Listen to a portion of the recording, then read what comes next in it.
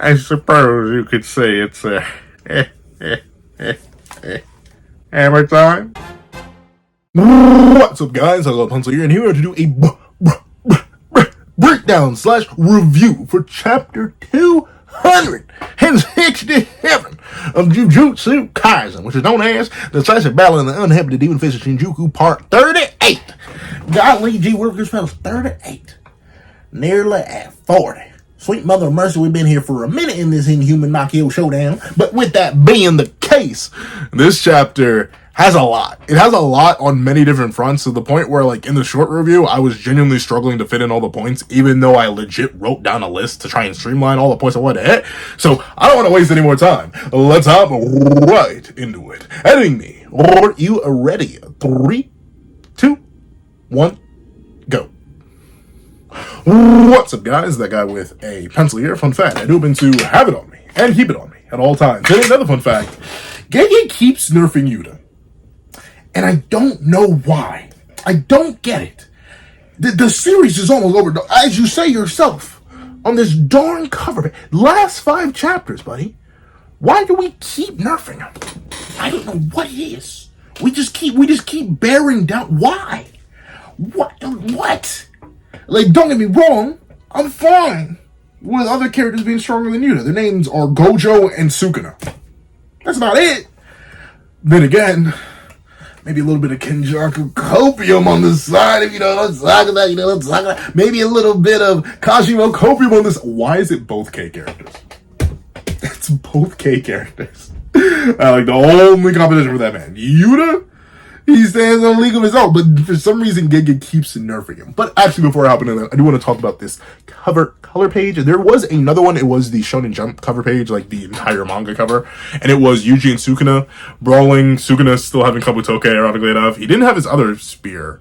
I forget what it's called. I think it's like Hiten or something. He didn't have his other spear, but it was specifically those two boxing, which I do think is appropriate. It reminds me of the spoilers for MHA.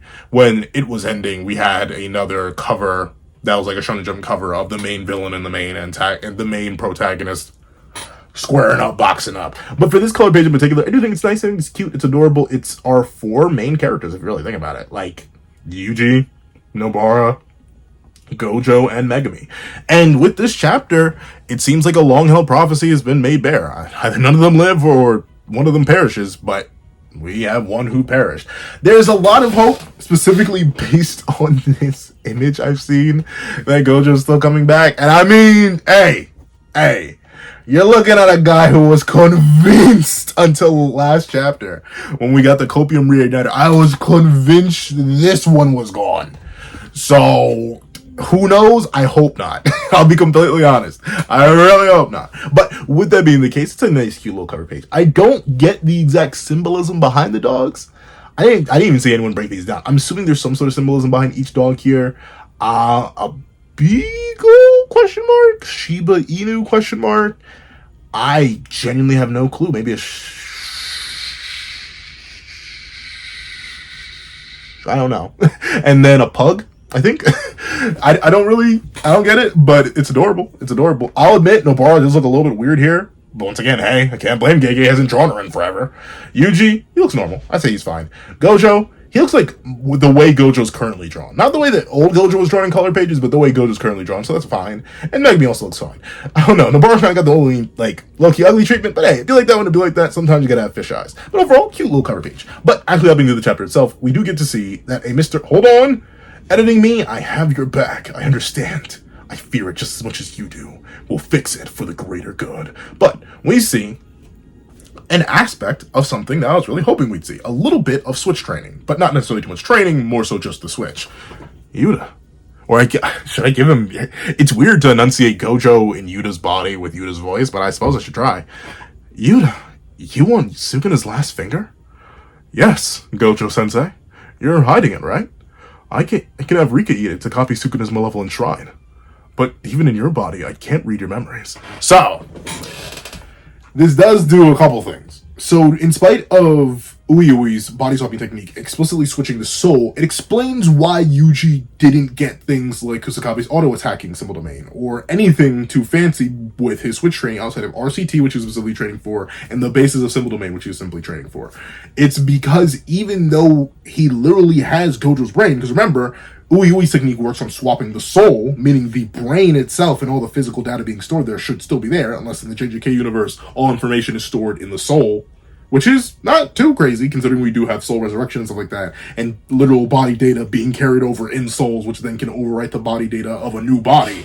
But with it being the case, Gojo really was teaching Yuta everything from scratch. Why they didn't do more explicit training to make sure that Yuta could pull off Hollow Purple on command. I mean, to be fair, he did. It just wasn't that well controlled. But I feel like that's...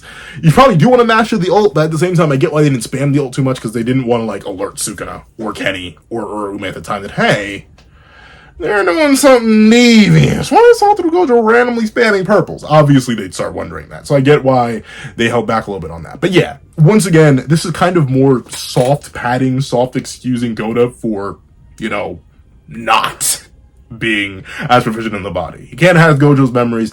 It's unknown how long this was trained for, and also he's just not that good. His whole cursed energy control thing being bad has kind of been established for a while now. All the way since Zero, and like it just keeps getting hammered in. Yuta's good, but he's not good at controlling his cursed energy, so all of that ultimately makes sense. But this is what gets introduced. The idea that Yuta did, in fact, want to devour Sukuna's finger in order to get Malevolent Shrine. Now, in retrospect, I do think it's kind of funny considering how little Shrine actually did. He drew it one time, and it did surface level cuts that disappeared the very next chapter. So like it barely did anything, but still, I do get what Yuta's going for here in terms of what they reveal after, not necessarily the initial plan. Because I guess maybe Yuta was just playing to cleave Sukuna apart. Maybe, I guess. I don't know. Once again, with the whole idea of saving Megami, clearly that wasn't fully on the table. So I guess it was just big damage for big damage sake. And also just to broaden Yuta's kit. And we see that Gojo and Yuta's body, I do love how he does Yuta's hair very specifically. Or at least tries to spike it up a little bit. Or at least give it like a soft comb over. When he's like, nope. And we see that Yuta's like, oh, Sensei, I know you're literally in my body, and this is like the super weirdest thing ever, because you're like 28, going on 29, and I'm barely 17. Can we please talk about this seriously? And Gojo says, no, I am being serious. I'm not going to do their voice. I'm sorry, it's too straight. But Yuta, that would satisfy the conditions for copy. After all, it's one of Sukuna's fingers. But it isn't enough for you to get an analytical breakdown of Malevolent Shrine. You're right. Even when it comes to cursed speech, there's a lot I don't understand without asking Inumaki, which is crazy. Once again, with the way this chapter explains it, I have no idea how he got cursed speech in part 1. Did Rika drink Inumaki's blood off screen or something? Because they explained here why he has cursed speech, which also I'm gonna get super annoying in a second. Once again, because of the nerf for Yuta and the clarifications around Yuta, I'm gonna get super weird and pedantic in a second. But we see that ultimately Yuta does explain, even when it comes to cursed speech, there's just a lot I don't understand without asking Inumaki. Huh? You can use it over the phone? Salmon!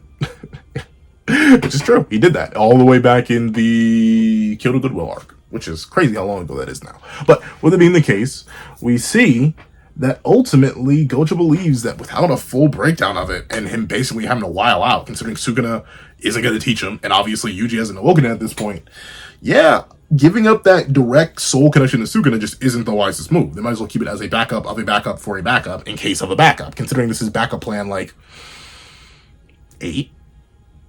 And if you consider each fighter a new backup plan, then maybe it is 8 or 9 is ultimately what ends up happening in this chapter. I feel like it's like nearly the 10th contingency. But with that being the case, we see that Goda's a little bit confused as Gojo explains, it's a bad. Or as Akari would say, it's a fever. I do like that little playfulness here. Once again, I do find it funny, since Gojo has literally nothing to learn from Yuta, he's just sitting there. Like, he already has everything Yuta has and more, except for his technique, but obviously he can't do anything with that. He's gonna go back to his own body soon. So him just sitting there in Yuta's body is actually pretty funny. And I do like it. Once again, the mention of Akari and any existence of Akari is nice. I don't think their fight, we're not gonna see the end of that fight. because we're in the last 5 chapters. Once again, I'm going to go super duper in depth in another video about that, because there are a bunch of things that I think are going to be just flat out lost unless Gege decides to shatter my ankles in terms of these last 5 chapters. But with that being the case, we see that Goda's will. I keep saying Goda because my brain is like the fusion of Satoru Gojo and Yuta and Gojo. Technically, twice over right now. But Gojo says, besides, if you want to copy Malevolent Shrine, we cut away to a conversation between Yuji and Yuta, along with Mei Mei and Ui Ui. The conditions of my copy curse technique require something dangerous, something devious. The conditions of my copy curse technique requires Rika to consume a part of the target's flesh. The amount and part consumed change depending on who you want to copy and the numbers of time you want to use it. In order to copy a particularly strong technique, it's necessary to consume a body part that's more vital to the sorcerer. But if that's not possible, you can satisfy the conditions by placing a binding vow on the number of times. So, copy keeps getting weaker and whacker. One thing I will admit, though, unless I'm mistaken, and this is crazy for me as a guy who's reread Sendai like at least 10 times for like separate videos and stuff like that. I've reread Sendai a bunch. I don't think Rika eats the arm. Like, I very specifically remember her spitting it out. So what do you mean? Like, that's the reason I was so hesitant. For the longest time, I was an advent believer that Yuta didn't need to eat a body part or have Rika eat a body part. I thought it was legit, just like, he knows it, he sees it, he understands it, he can do it. Because I don't want to say I swear. I would have to go back and check. I don't think he eats. Does he? I'm so tempted to go back and check. When I do the Yuta curse technique explain video, I'm going to go back and check. I'm pretty sure Rika doesn't eat the arm. So I guess maybe Uro's blood satisfied the condition, but we do not see Rika eat the entire arm. The reason he could spam sky manipulation so much and so immediately and so well, it would make sense if she ate the entire arm, considering sky manipulation has only shown usage throughout the entire body when you fly, or with the hands, with how you redirect it. We haven't seen Uro grab things with her feet or anything like that, as much as some people would probably want that. So it makes sense, but I swear, even in this panel here, the arm is torn off, it's not devoured. But with it being the case, that is super whack. So essentially, and you know what, let me get through the full thing to explain how whack of a nerf this is for Yuta and Copy. Because we see that Itadori immediately starts theorizing as Uyui takes a nap on him. Oh, so, if you were to use reverse curse technique, for example, copying Gojo Sensei's limitless curse technique might require taking his arm, but then he can just regenerate it. The copy could be complete. So, we should at least copy Gojo Sensei's and Akari Senpai's curse technique. It'll hurt, but no, that won't work. Aw, it won't? When the consumed body part regenerates through reverse curse technique, the sorcery value hits 0, making it impossible to satisfy the copy's conditions. We made use of Inumaki and Kurusu's arms after determining the regeneration was impossible through modern medicine and reverse curse technique. Yuta, how did you have curse speech before that? What part of Inumaki did you eat? Because remember, Yuta's had cursed speech long before the Shibuya incident. Only back in 0. What did Rika eat? They used Inumaki's arm as reference, but that got completely remember what cut off Inumaki's arm? Remember what did it? It wasn't a single cut. It was Malevolent Shrine. Now, I don't blame you, because it's been a while since we've seen a fully effective Malevolent Shrine on anything human-sized. We saw it used on crows, but it's been a while. Go back to the Shibuya incident. See what happened to the people who had their arms torn off, or were torn to ribbons by Malevolent Shrine. Their arms weren't left. Inumaki lost his arm in Malevolent Shrine. There shouldn't have been a bit left for Yuta to consume, because it would have been literally sliced down to nothing, reduced to atoms, on some endgame Infinity War type, endgame type beat. I don't know how. Once again, Yuta having cursed speech is now a plot hole. It's a plot hole in 0, and it's a plot hole just in general because Inumaki's arm shouldn't have existed. At least in my opinion. Once again, unless I'm generally tweaking, because Yuta specifically says we couldn't heal it with RCT.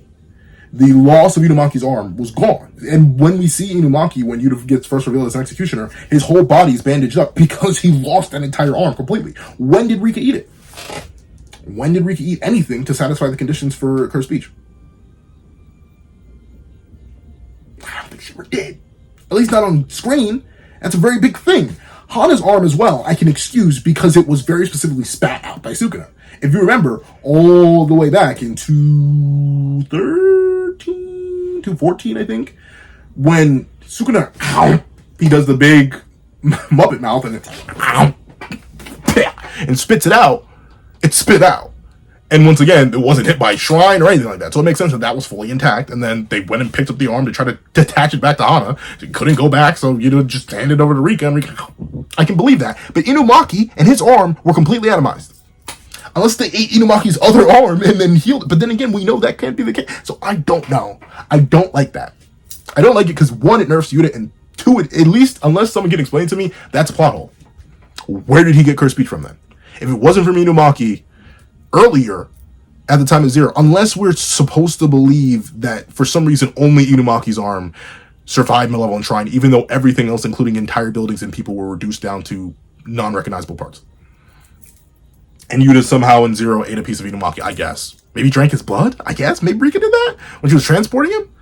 But even then, why does he have it by the time of the modern series if she only drank a little bit of his blood? Because blood regenerates naturally. No RCT or nothing. So I don't know. I don't like that. I feel like it introduces a plot hole, and I feel like it makes Copy way too weak. But we do find out that apparently Charles is missing 2 of his ribs. Or part of his ribs. Interesting choice. Because he doesn't even show up to the battlefield. He's just watching. So, like, I guess that's the easiest thing to heal. And you can live without ribs. Technically, they could have taken a portion of his liver or something. I guess they just did a surgery on him. And notably, once again, another Hakari sighting. Too bad we're going to see him fighting Harume. I really don't think we're going to see that. But ultimately, he did it for the greater good. He sacrificed it to Yuta, so Yuta could have the precognitions, and Charles wouldn't be useful in the fight. At all. And Hakari promises to heal him later. I don't think that'll work. Because, once your body kind of heals over certain things, I don't think you can heal those back. Like, if you were to lose an arm, and then the arm scars over, I don't think you can grow that back. Kind of like on a future Gohan type beat, where, like, unless he had used the Sensu Bean immediately after losing that arm, and before it healed over, I think that arm's kind of just gone, no matter what kind of healing you do. But, who knows? Maybe Charles will get his ribs back. I doubt it. But, with it being the case, we see that Mei and Yuta are conversing about resonance, the idea that Toto had brought up earlier, and why they didn't include Yuji in any of the Toto planning. And Yuta says, yeah, that's why we're putting this into motion right before fighting Sukuna. And I guess that does make sense. Presumably this is right before they go out. And I'm going to complain about something in a bit too. Don't worry. There are more complaints coming. But with it being the case, this was essentially just the hope that Sukuna wouldn't find out. He wouldn't be listening. And they go with the idea that, well, let me just read what Yuta says. I'll give Itadori the minimum amount of data and tactical information needed. It makes sense to be careful, but even as we sense a big physical change, the resonance between Sukuna and Itadori shouldn't reveal what Itadori's thinking or the information he possesses. Why do you say that? Because Itadori can't read Sukuna's thoughts. You're so confident. I doubt my secrets, or any secrets, will get out in the confusion of the fight against Gojo-sensei. And I don't want to distract Itadori right before the fight. Itadori, even if you can't use it right now, Sukuna's techniques are already engraved in your flesh. Gojo-sensei confirmed with the 6th size. So, I'm gonna nibble your fingers. So, bada bing bada boom. As we all figured last chapter, Itadori's body, since it always was imbued with Sukuna's cursed energy, and remember, way back when, we all thought it was described as a Sukuna finger for a different reason, before we realized he was actually informed of the Sukuna finger. But yeah, Yuji's basically been a Sukuna finger. He would meet the conditions. He's just Sukuna. Again. Kind of. In a roundabout way, because he was literally born with one of the Sukuna fingers, and also he was deeply steeped in Sukuna's cursed energy. So I'm perfectly fine with that. I've seen people getting mad at the idea that Yuji's fingers were able to satisfy the condition for Malevolent Shrine, even though Yuji himself couldn't use it at the time. But considering it's been long since established that Yuji soaked in Sukuna's cursed energy, that he was going to gain Sukuna's techniques anyway, the fact that he just hadn't awakened it, and the idea that he was set up as a Sukuna finger, literally, metaphorically, and, I don't know, ideologically, yeah, I'm fine with it. I'm perfectly fine with that. I just don't like the Inumaki plot hole. At least it feels like a plot hole to me. Once again, someone easily correct me. I feel like someone can just casually pull the Carfax or pull the chapter to prove that that's not a plot hole one way or another. Perfectly fine. I'd be more than happy to remove that. The other thing... What was the other thing I want to get on? And if someone can double check for me, I'll probably double check literally right after this review. I meant to double check it before I started recording because I noticed that in the live reaction too, and I really wanted to get in on it. Fun fact, you can check out the live reaction over on Patreon for $4 $1 a month. You can remember for $4 $3 a month to check out the live reaction on this very chapter. But also, someone double check: did Rika eat the arm or did she spit it out? I could have sworn she spit it out. But with it being the case, all that, Yuji's missing fingers, specifically because they were eaten, and Suguna takes note of this. The boy's fingers, 2 were missing. That didn't happen just now. The one I used to transfer to Megi Fujiro's body was the boy's left pinky. Which, yeah, right here. Sukuna's fingers. You never recovered the last one. That was a bluff. What fulfilled the copy conditions for Malevolent Shrine wasn't my finger, but the boy's. So I guess Sukuna's technique is legit just called Malevolent Shrine. For some reason I thought it was going to be called something different, because it's been called Shrine for a while now. But no, based on Suguna himself recognizing it as Malevolent Shrine in his own head, I guess it's Malevolent Shrine. Neat. I mean, I'm not mad at it. I was kind of hoping for a different name, though.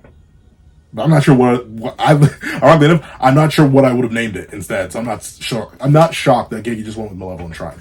But one thing I'll admit I'm still pretty mad about: the gauntlets. No explanation. None. And the one that randomly just broke, no explanation for why it did suddenly now, when Suguna's output should still be in the trash. None. These gauntlets were just there. We had literally the perfect time to explain, here are these gauntlets to cover up the finger that I'm going to eat off you and have Rika eat off you. Here's this, here's that. We didn't get none of that. And I'm sorry, the fact that these gauntlets took no damage. None. Once again, I'm telling you, you can check my Carfax on this one. I'm asking for a whole bunch of Carfax checking. Go check the Carfax. I swear throughout the entire Shinjuku Showdown, since 238 all the way up until now in 267, nearly 30 chapters of Shinjuku Showdown, those gauntlets never took damage until last chapter where they randomly broke. And only the left one, too. I have no idea what they are. I have no idea where Yuji got them. I guess I can assume Yuta, but the only other gauntlet we saw Yuta use shattered to one use of sky manipulation. Yuji has blocked numerous dismantles or taken hits. He took a hit from full output Malevolent Shrine and these things didn't break. His leg came off before those things broke. So now they randomly break, and only one of them to reveal that. I don't like that. I'll be completely, I really don't like that. I feel like something that powerful, that impressive of a cursed tool should have been explained, or at least gotten a mention. This isn't normal. What I and many others had long thought had been like a proper mutation of Yuji, like an evolution, possibly a result of him like semi-mutating into one of the cursed wombs after consuming his siblings. What we all thought was that? No, it's just some random cursed tool that he had. Super duper durable, I guess. Not the biggest fan of that. Especially considering most cursed tools do get some sort of explanation. And I'd say these gauntlets are cursed tools, not just regular random gauntlets, unless all regular random gauntlets are that durable, which we know they are, because we've seen Yuta use other random gauntlets.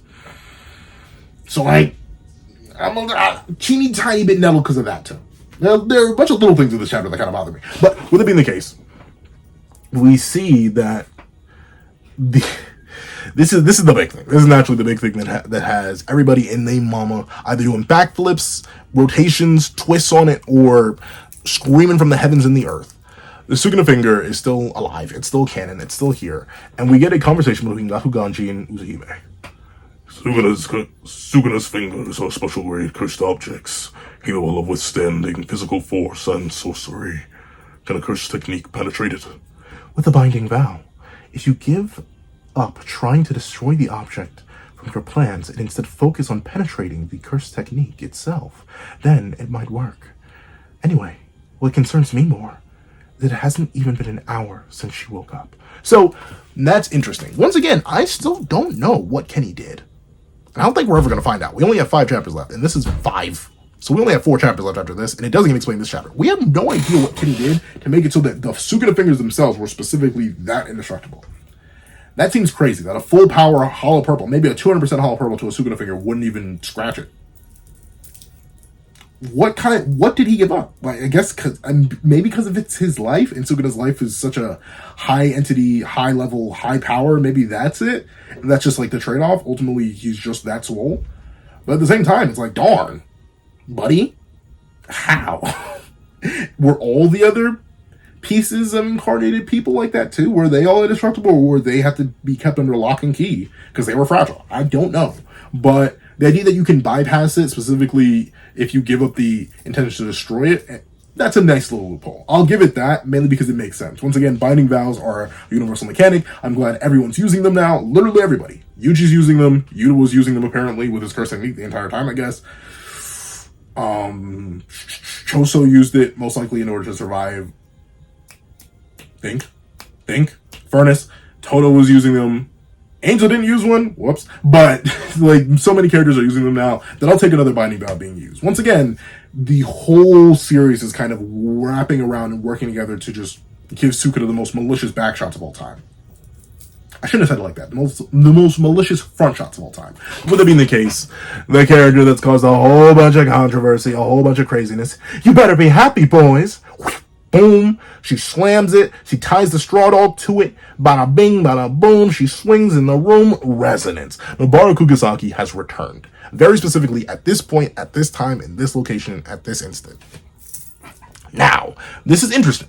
It's confirmed she just woke up, or it hasn't even been an hour since she woke up. Now, we know Utsuhime and Gakuganji were at the start of the Gojo vs. Sukuna battle. We know the Gojo vs. Sukuna battle lasted at least, I think, 15 minutes, because you have the 3 minutes of domain clashing. They had their little casual walk around the city for a bit, Maharagi's adaptation time, bada bing, bada boom.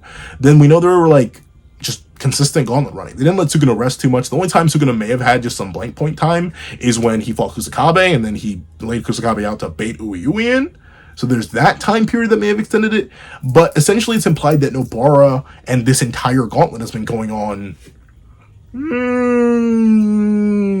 a bit under an hour, or a bit over an hour, or like exactly an hour, based on Utsuhime and Gakuganji's statement here, or specifically Utsuhime's.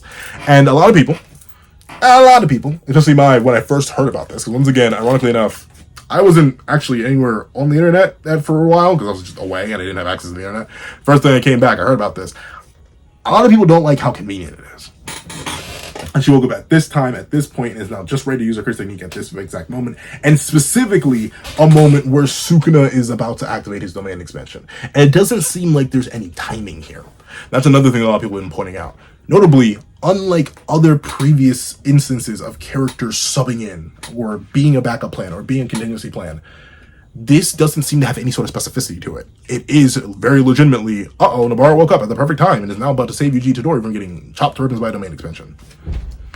That, I will wholeheartedly admit to you, pure convenience. Can you argue that this was foreshadowed? Yeah, sure. You can go all the way back to when she first died, quote unquote. There was a very little chance, but technically she had a chance to survive. When Yuji Todori asks Megami right before the killing game starts, is Kugisaki alright? He doesn't answer, not in a clear way, and Yuji just makes an assumption. When we get all the way up to Yuji thinking about Hana replacing Nobara, once again, that's not a hard confirmation of her death, it's just that she's not there. And it's kind of she's basically in the Toto spot, but a lot more vague. So her return itself is not a problem in my opinion, as she was never hard confirmed gone. The convenience of it and the perfect timing of it is a bit messy, I will admit. Oh, and there's also the foreshadowing of her being the one that Gojo was talking about all the way back in 222. So there are multiple instances of foreshadowing as recent as 222 to foreshadow a hypothetical Nobara return. And I'm fine with the return of the character in a macro sense. Notably, I like Nobara. Shock horror, I think she's a fine character. Bada bing, bada boom. But her return at this point, at this time, in this perfect scenario, it's contrived. I'm not even going to sit here and lie to you. I'm gonna make a different type of argument. But if your argument is Nobara appeared at too perfect a time for it to feel believable for the stakes of the narrative, I'll hand that to you. Go ahead. Fully believe that. However, there are a couple things I do want to say. First things first, on the scaling front, I think she needs to return now. Once again, this is a one-eyed Nobara. And as we know, as recently as 264, I want to say 263, losing any part of your body makes you weaker. Your physical body matters 100%. So this is arguably a weaker Nobara than the one that we had back in Shibuya, and that Nobara wasn't even Mahito level. I say that wasn't even Mahito level because a lot of characters, stats-wise, are far beyond Mahito at this point. So bringing her back any sooner, when we know that output versus output matters a lot, in regards to all curse techniques, no matter what they are, yeah, I do think bringing her back any sooner, kind of like using Inumaki any sooner, would have been detrimental. Would have been devious, would have been diabolical. And I think Sukuna would have just tanked it. And then he'd be prepared. Be prepared. Sorry, I'm about to go into a whole Lion King rant. But still, I do think her timing, scaling-wise, makes perfect sense. Despite appearances, despite this being a Sukuna with full RCT output, he's pretty darn weak. He's literally in the midst of a domain, holding Hollow Wicker Basket, and completely not expecting this. This is the perfect time to hit him with something that, once again, barely does any damage, if I'm being completely honest with you. So her coming in just to stop the domain is kind of similar to Goda coming in and just stopping the domain. Kind of similar to Toto coming in and saving everybody from the domain. It's kind of similar to Megami coming in and helping you. So I'm fine with the general appearance of the character on a scaling level because I don't think it really contradicts anything. I've seen people argue, and this is, once again, it's a hot debate. Think resonance. Does resonance just count as a Duraneg attack and thus it could be used anywhere, anytime with no recoil? Maybe? But once again, we thought of that about Hollow Purple for the longest time. And we just saw this guy do when he was weaker and didn't have full RCT output. He face tanked Hollow Purple. I think the only reason Resonance does this much is able to stop him from casting Domain is because she's that weak. And it's an internal soul attack that he wasn't expecting. That's it. I do think ultimately Sukuna could have bulked this. I don't see Resonance in the same vein as something like Soulsplit Katana, where I genuinely think you cannot block it unless you're doing something like Sukuna does with his slashes. Even then, I'm kind of shocked that can block SSK. I don't see this in the same vein as SSK, where it is just absolute Duraneg. I see it kind of in a similar vein to Hollow Purple, where it's a technique. A very powerful technique, but you can tank it if a need be. And ultimately, I could see Sukuna taking it. So from a scaling front, I'm fine with the return where it is placed perfectly in the narrative. On a timing front, I've seen a lot of people say it's way too late to bring back a character. Especially in the same chapter where you reveal it's the last 5 chapters. That's kind of ludicrous. That's kind of buku bonkers. Why would you do it now? Why wouldn't you do it now?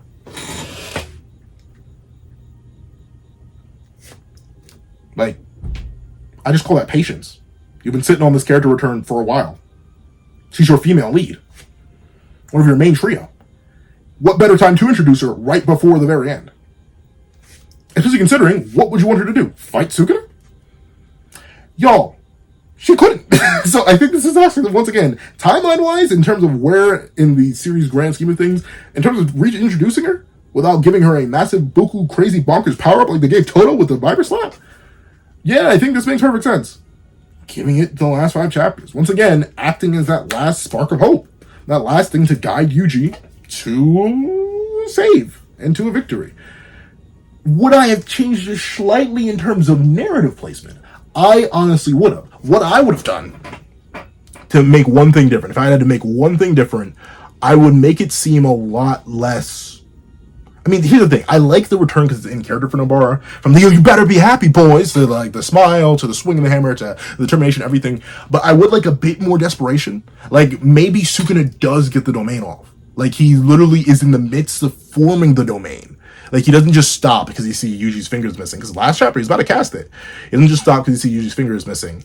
He very specifically says, the boy's fingers, they're missing, but there's no time for that. We'll consider the ramifications of this later. He goes out of a domain, you see Malevolent Shrine start to form and tear up, it starts to mutate and come out, and then, bam, resonance happens, we cut back, we see Nobara at the last second maybe just desperately slamming into the finger, because they know if Sukuna gets anything close to his curse technique off, bada bing, bada boom. That's the only way I would have changed it, just because it does feel really convenient that's right before, but at the same time, as we'll see later on in this chapter, Yuji's barely holding this domain together himself.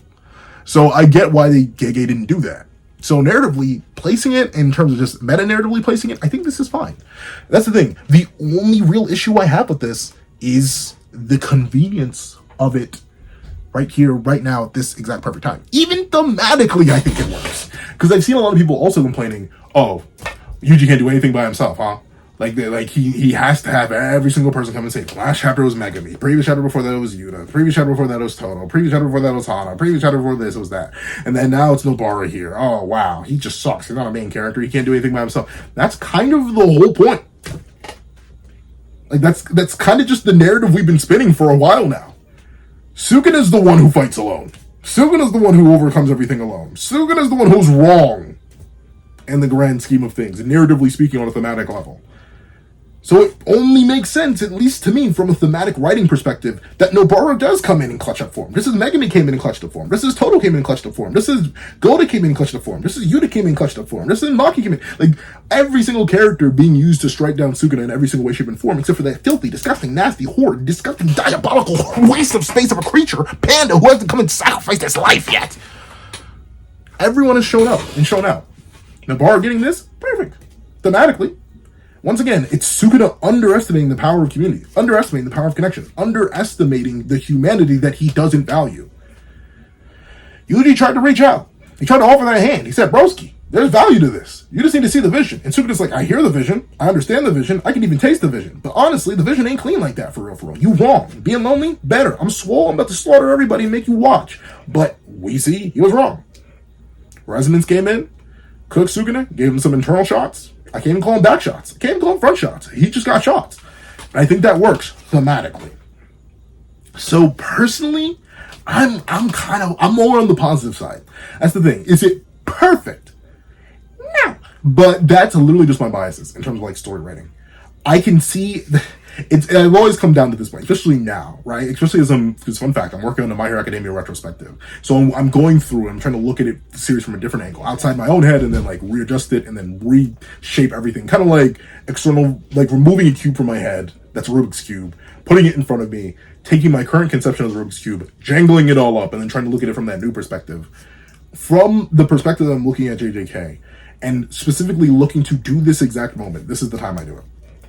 Based on everything we've had so far. And with the very limited time we have left.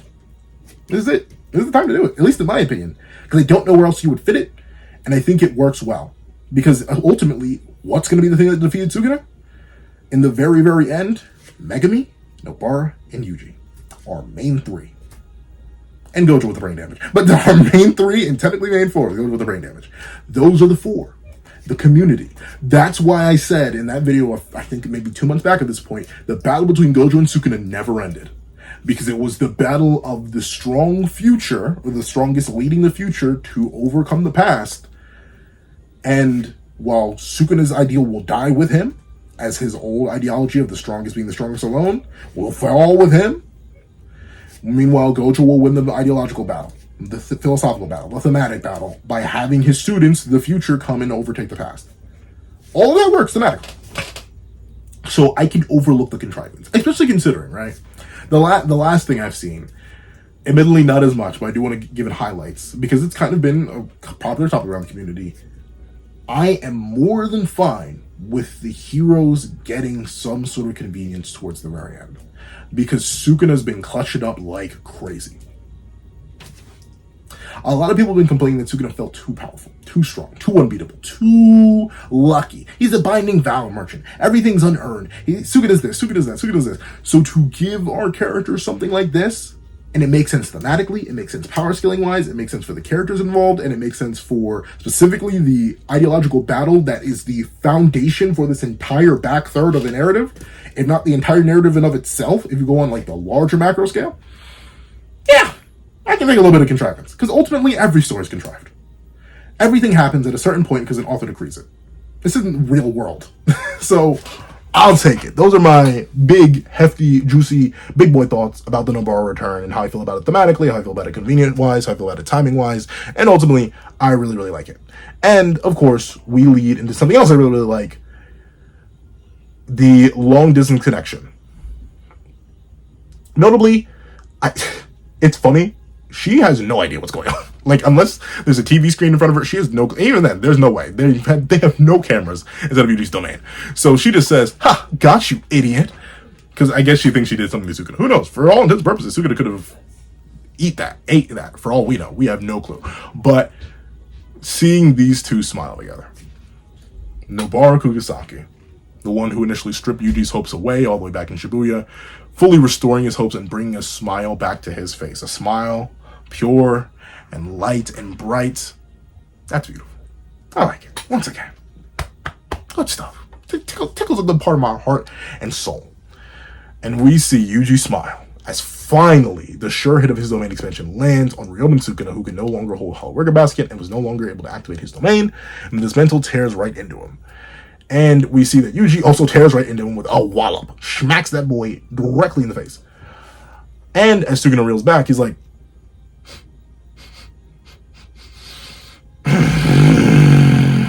oh wait, no. He knees him. Whoops, my bad. I thought he clocked him in the face. But no, he does jumping knee him as the sure hit of Yuji's domain lands. But notably, it doesn't seem like it's a continuous sure hit, because this is the only hit of the sure hit dismantle that we see.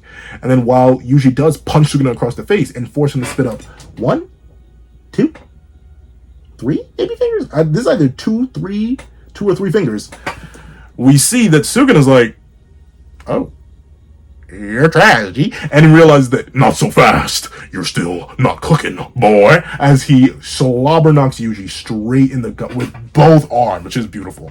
He gets Yuji straight in there and forces him to cough up that juice. As he realizes that Yuji may have overestimated himself, thinking that Yuji's on-the-fly fresh domain would actually be enough. Now, I will admit, that is a little wacky. It is a little silly. It is a little goofy. Once again, I do have my critiques of this chapter.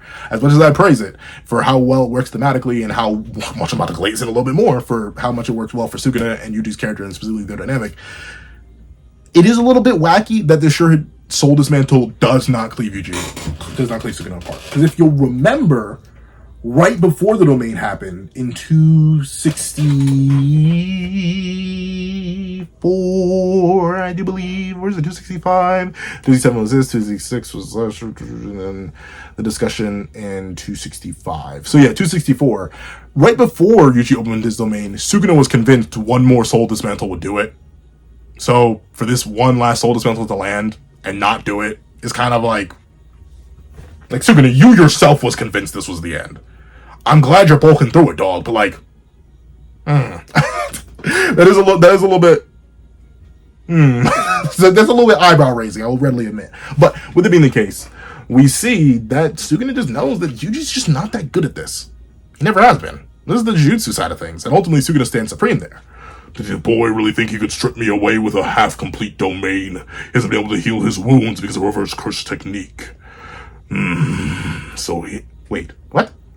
He hasn't been able to heal his wounds because of reverse curse techniques. High cost. So he's way past his limits too. And the massive energy consumption due to the domain means you're the one who'll die. So, yeah, Suguna is still fully in the game.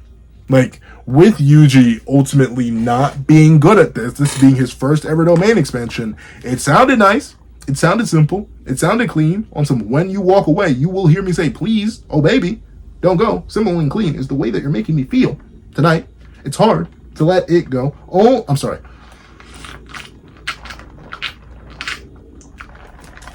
I'm scared. My mic is not working traditionally, so I would have typically muted that. I'm so sorry for anyone who don't want to hear me slurp. But with it being the case, Suguna still has a chance.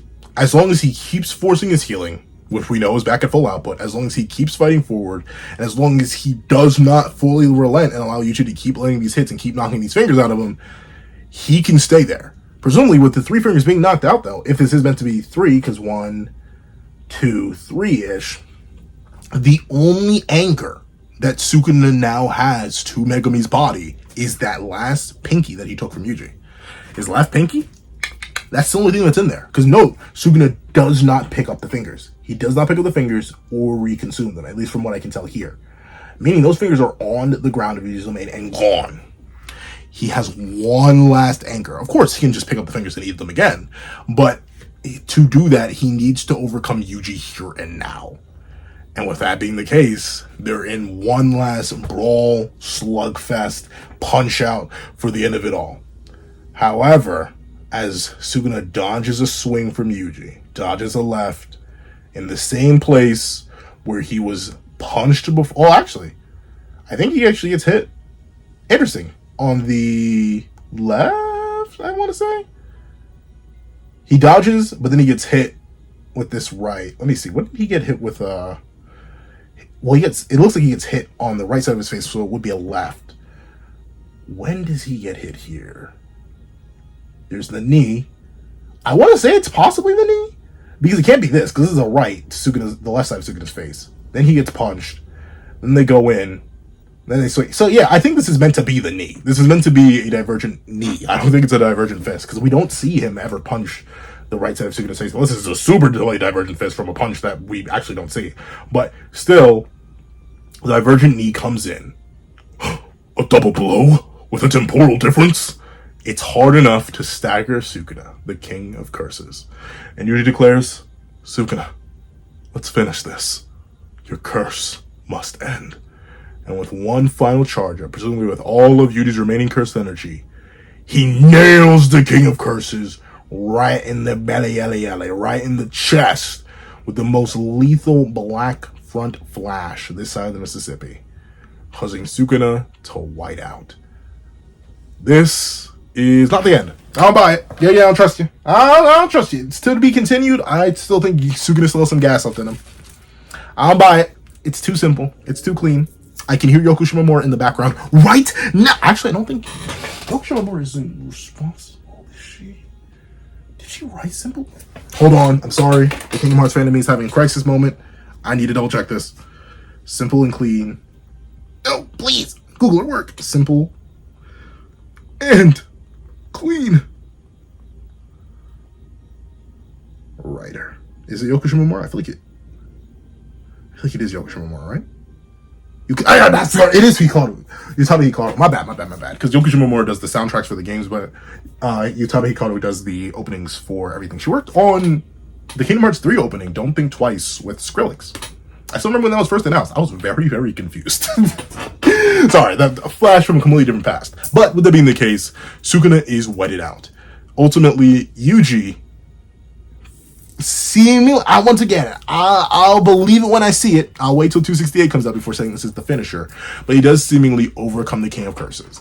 And the reason I love this so much, the reason I like it so much, isn't just because of the thematic stuff I mentioned earlier about how ultimately this was all going to be a group effort. It was never going to be Yuji alone to triumph against the King of Curses. It was never going to be anything like that.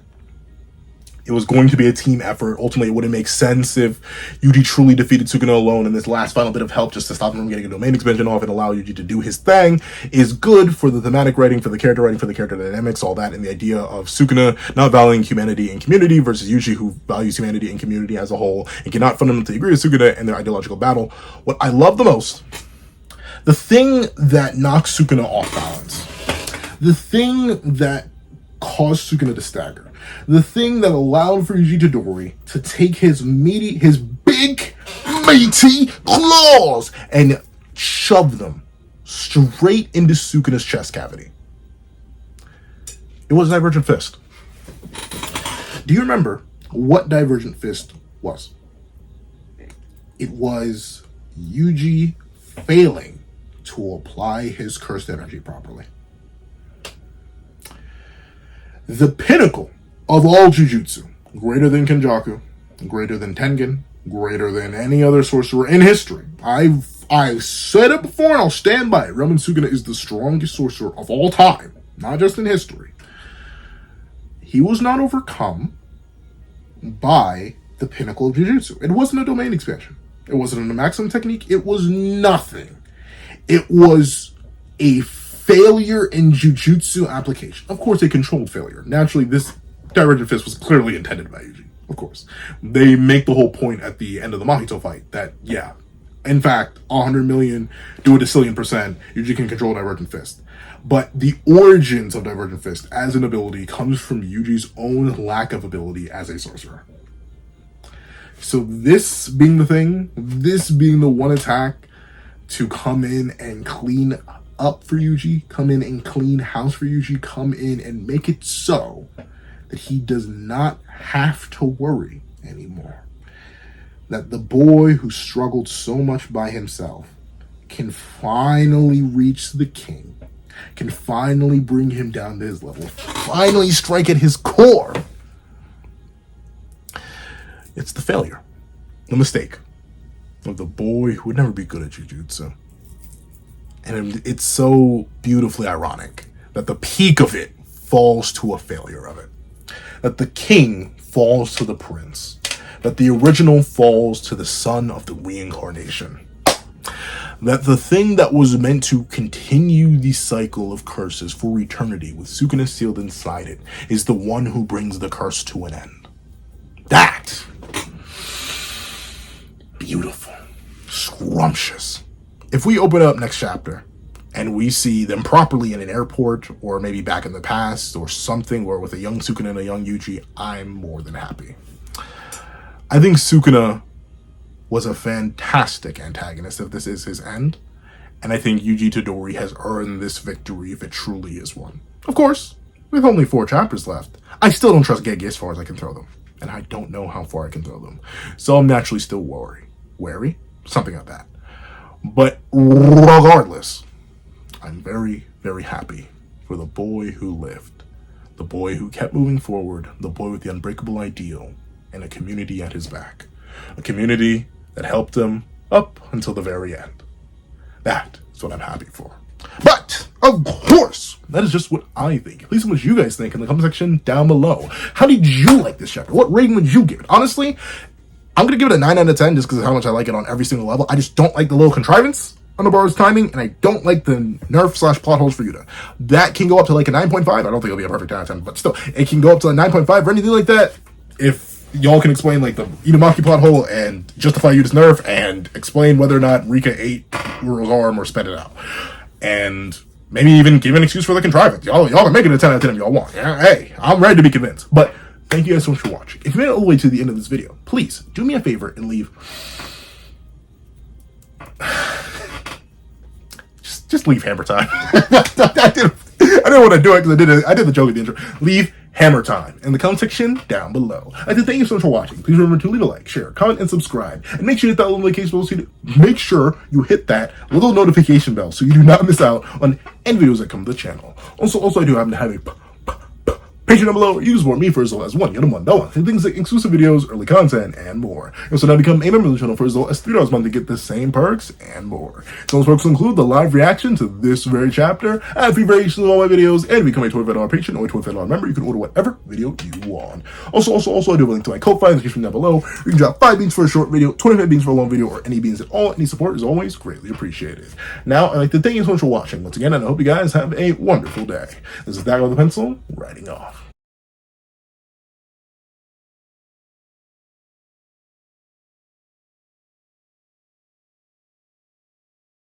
I'd like to give a thank you to our $3 members, Zera, Greyhound, Eternal Flame, NMA, Real Rare, Redwolf 4765, Paris Arnold, Astro, and Brandon Payne.